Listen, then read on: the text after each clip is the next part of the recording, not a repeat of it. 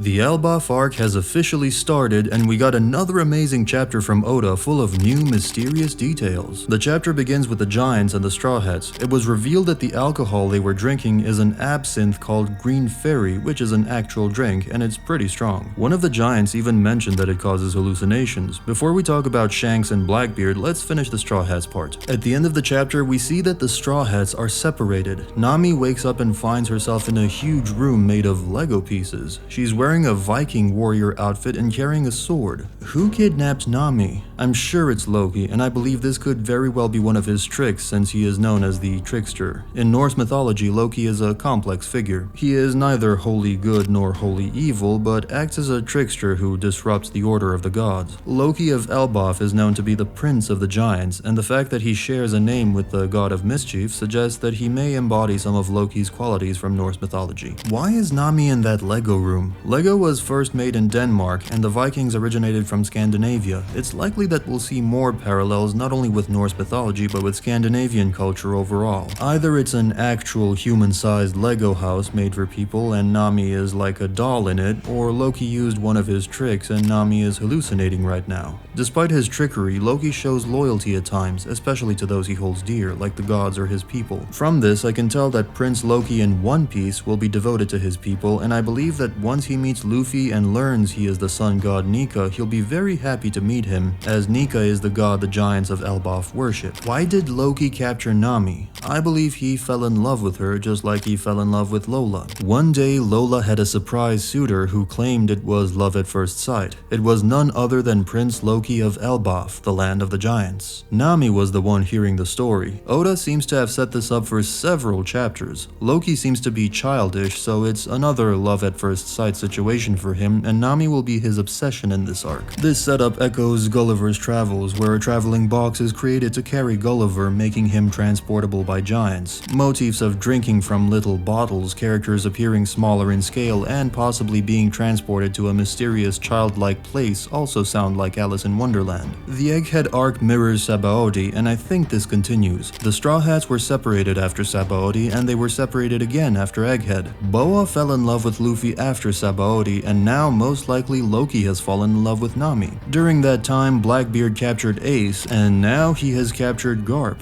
I'm sure you know where all this led, to the Marineford War. Will the final war start sooner than we think?